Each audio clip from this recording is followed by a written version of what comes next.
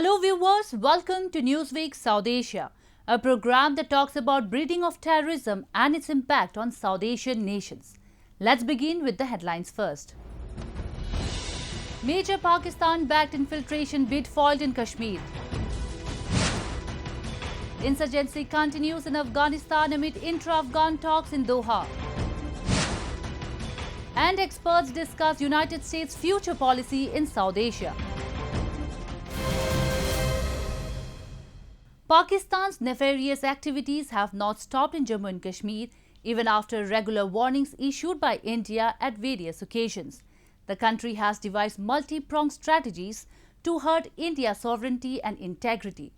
These strategies include consistent infiltration bid along the LoC and sending in arms and ammunition in Jammu and Kashmir to instigate violence in the region.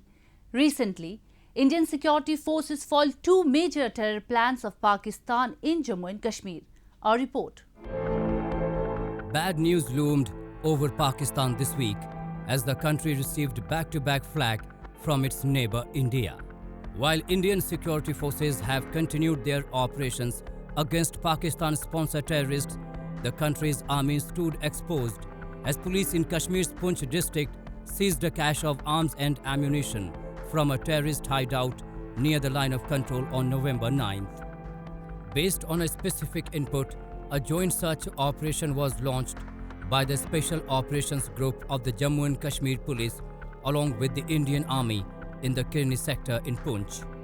During the search, a huge bag carrying arms and ammunition and hidden under boulders near the line of control was found. According to police, the cache belonged to Pakistan-based terrorist outfit LoCInfiltration. AK-56 जो हैं वो 4 हैं, उनके साथ magazines हैं, साथ उसके 141 round हैं, UBGL हैं, AGL हैं और इस तरह के काफ़ी जो सामान है वो असला हमें वहाँ से बरामद हुआ है। इनिशियल जो इनपुट्स मिल रही हैं वो यही था कि ये लश्कर-ए-तोयबा द्वारा भेजा गया सामान था, असला ammunition. Meanwhile, Islamabad-backed terrorist outfits received another setback as the Indian security forces killed two infiltrators while defending an infiltration bid along the line of control. Two army soldiers and a border security force personnel were martyred in the counter-infiltration operation in the Kupwara district. Intelligence reports reveal that just before winter sets in, a large conspiracy of terrorist infiltration is being hatched by the Pakistan Army. According to intelligence inputs, about 250 terrorists are trying to infiltrate along the LoC.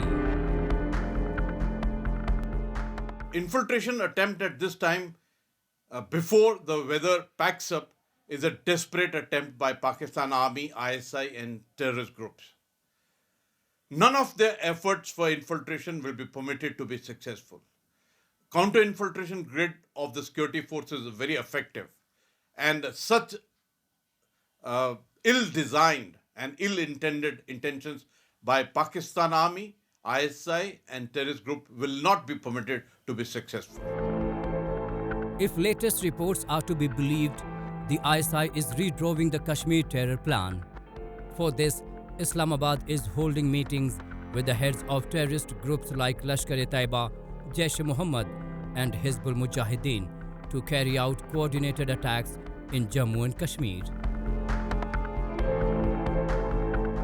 There is intel information that the terror groups of Pakistan have had several meetings with the Pakistan Army, the Pakistan Prime Minister and the ISI chief, and they are planning to redraw the terrorist activities in the valley and in India. Now, in these terrorist organizations, there were Jaish-e-Mohammed, Hizbul Mujahideen and the banned Lashkar-e-Taiba as well. So, Pakistan is again up to its terror activities.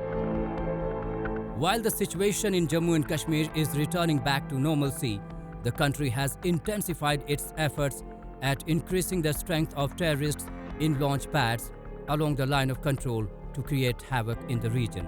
Such consistent attempts of Pakistan at fomenting trouble and breaching harmony in an otherwise peaceful Kashmir reek of its duplicity.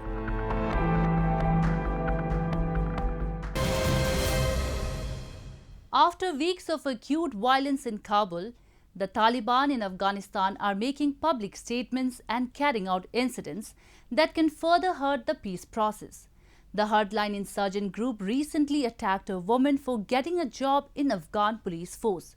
While the intra-Afghan talks in Doha are expected to bring a balance between the Afghan government and the Taliban, this incident brings to light the deteriorating civilian security system in Afghanistan. We bring you the details.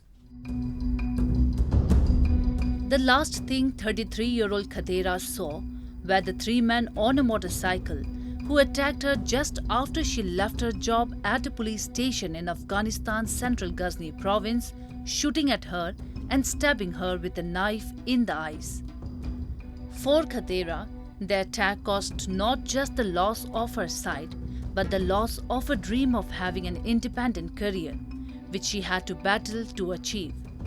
She joined the Ghazni police as an officer in its crime branch a few months ago. The attack on Qaeda is indicative of a growing trend of an intense and often violent backlash against women taking jobs, especially in public roles. In Qaeda's case, being a police officer could have also angered the Taliban. The rights activists believe a mix of Afghanistan's conservative social norms and an emboldened Taliban gaining influence, while the United States withdraw its troops from the country, is driving the escalation. They cannot go out alone. They have to be accompanied by a close relative. They do not even have a right to education. They can't go to schools. They can't go to colleges. They can't go to universities. They cannot play games. They cannot drive a car. Almost every aspect of a woman's life is curbed. I don't see a worse situation for women as in Afghanistan if Taliban comes to power. If Taliban does not change its way and is more modernized today. The attack also raises concern over depleting civilian security in the country. More than 90 Afghans, including civilians, security personnel and insurgents, were killed in just 24 hours in Afghanistan, as fighting intensified in the insurgency-battered country. In the latest violent incident, the Taliban insurgents stormed security checkpoints in Khanabad district of the northern Kunduz province, killing 7 soldiers. In retaliation, a total of 31 insurgents have been killed in Angandab and Panchwai districts of the restive Kandahar province, the former stronghold of Taliban. Afghan government's retaliation against Taliban has baffled the hardline group whose leaders are publicly making announcements about reinstating Taliban rule in Afghanistan. In a recent statement, Hamid-ul-Haq, son of a former cleric considered as the spiritual leader of the Taliban, asked the Afghan government to surrender to the Taliban and let the group to establish Islamic government in the country. The Ministry of Hajj and Religious Affairs in Afghanistan said that Hamid-ul-Haq's statements have roots in the Pakistan's intelligence agencies and that it clearly indicates Pakistan's support to terrorism. Suta security workplace, zakaj muntaziyat khatara da Afghanistan da tarafada, da Hindustan da tarafada, zakaj mungdal ta Pakistan ke jihad nu malu. او د جهاد والو طالبانو په افغانستان کې حمایت کوو چې هغه په حق دي او امریکا هغه ته سرندر شو او د سخت ورسره په قطر کې وکړو نو زموږ استاد امتحانات کې بنور اضافه کی.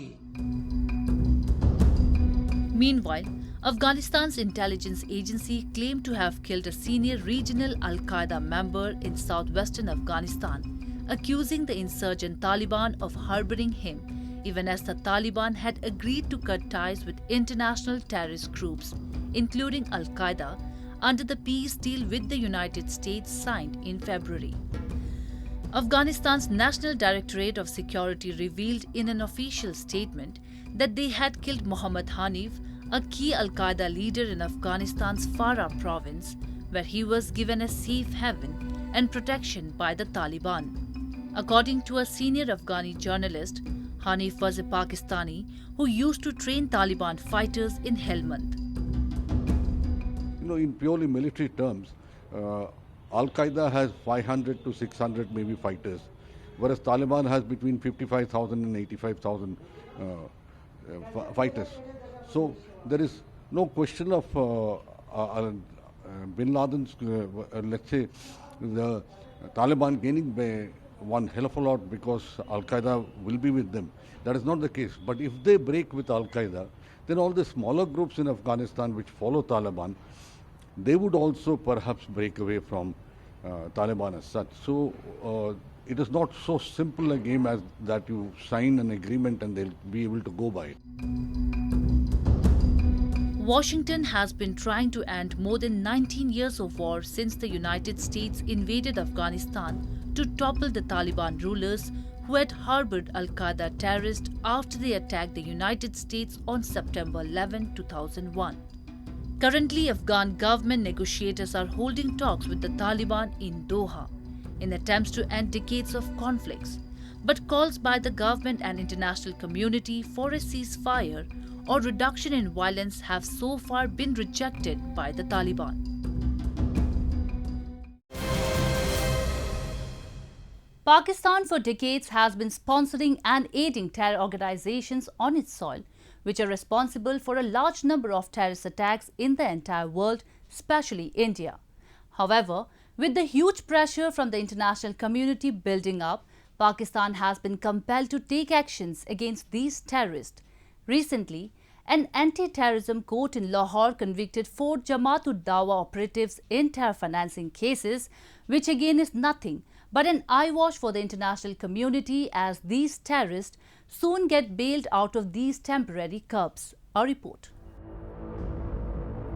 The mastermind of 26/11 attacks and the leader of Lashkar-e-Taiba and Jamaat-ud-Dawa, Hafiz Saeed, is that name in the world of terrorism which, while staying in Pakistan, has targeted Afghanistan, India and many other countries for spreading terrorism. Despite being lodged in Lahore jail, he is able to run his so-called charitable trusts and madrasas because of his tall stature in Islamabad.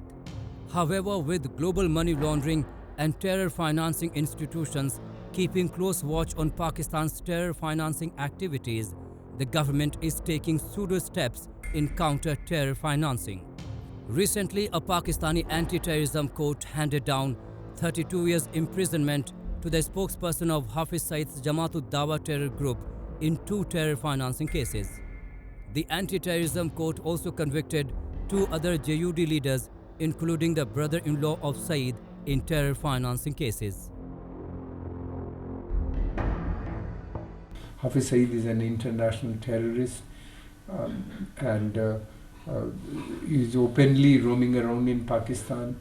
Now at the moment, he may be in house arrest, but all sorts of facilities are being provided to him. He is being guarded by the Pakistani army, and his organization is funded by the Pakistani government, and his people are being trained by ISI, and he is involved in not only terror funding as well as promoting extremism in the region.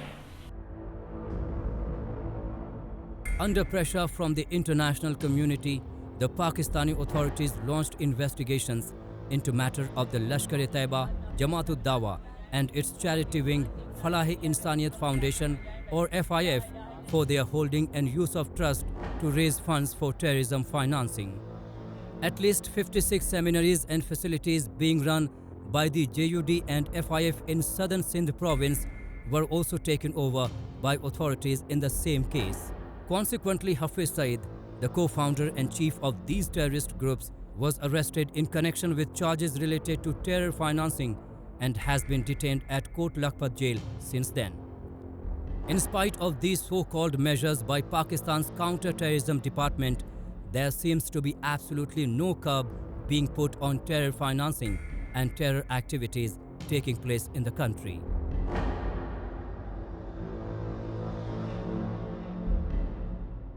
Pakistan, when the government itself is involved in promoting terror, so one should not expect that Pakistani government or its agencies are involved in curbing the militancy. In fact, some measures they have taken, they are just an eyewash. These measures were taken just to show Financial Action Task Force as if they are working, they are trying to curb militancy, or because they want Pakistan has been put on the grey list of the Financial Action Task Force, and its meeting is going to take place sometime next week. So therefore they have taken some measures. In October this year, the global terror financing watchdog Financial Action Task Force or FATF retained Pakistan on its grey list till its next plenary in February 2021 for its failure to take adequate action against money laundering and terror financing. Besides, the Asia-Pacific group of FATF has already blacklisted Pakistan for unsatisfactory measures to curb terrorism operating on its soil.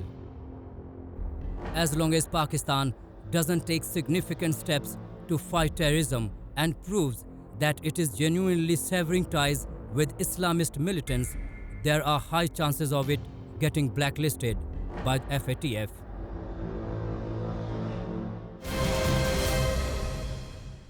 Moving on, the US-led NATO forces have been fighting with the Taliban and other terror outfits in Afghanistan and areas bordering Pakistan for the last 2 decades. The fight against terror launched in 2001 will be a challenging task for President-elect Joe Biden and his government. Today, we talk about the future policy of the United States in South Asia, where not only the fight against terrorism is prominent, but to counter China's growing influence in the region is also a challenging task. Today, I am joined by 2 Pakistani experts, Tariq Fateh from Toronto and Arif Ajakia from London, to discuss more about the US future policy in South Asia. Firstly, Mr. Tariq Fateh, since the Democrats have come to power in the United States, what will be the policy change you foresee as far as dealing with South Asia affairs is concerned? Do you believe that the United States will continue to keep a tough stand against Pakistan? One has to realize that Mr. Biden has had a history of always supporting overseas wars, and he has benefited the American military-industrial complex quite a degree. He will be susceptible to the Pakistanis who he has promised that he will put in his administration. You have to understand that he has given a verbal promise, and where he says that my administration will have Muslims in it. And who are Muslims? Turks or Arabs don't say they are Muslim. They know who they are. It's only Pakistanis use that term, and they have made an entry into his inner circle, which they will. So I am skeptical that any progress would be made towards peace in our region.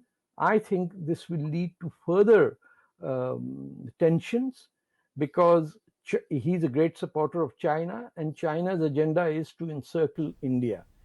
Now, I would like to ask Mr. Arif Ajakia about the terror emanating from the Pakistani soil. Will the Joe Biden government remain tough against Pakistan to eliminate terror groups operating from there? Will the US keep its relations strong with its all-time ally, India? It is India which is the biggest victim of terrorism, and now West is facing the same thing, especially after attacks by Islamist terrorists in France and Austria. West has realized that we have to fight this pandemic together, and they don't find a better ally than India. So they, especially in America, whatever party is ruling, be it Republic or Democratic, they both have to make India their ally. The United States is fighting in Afghanistan for the past 2 decades. What will be its future policy to deal with the Taliban and other terror groups surviving because of financial and technical support from neighboring Pakistan? Taliban is a creation of ISI. Taliban works under the supervision of ISI, and Taliban will not let America leave Afghanistan. President Biden, I don't know what his policies will be, but it is better that America leaves Afghanistan but crushes Taliban and its masters, Pakistan Army. Without crushing Pakistan Army, without dismembering Pakistan Army, nobody can achieve anything in Afghanistan. And with that, we come to the end of this edition of Newsweek South Asia. We will be back next week with more news, views and analysis from the subcontinent. Meanwhile, do keep writing to us at nwsa@anin.com. This is Yeshi signing off on the behalf of the entire production team of Newsweek South Asia. Goodbye and take care.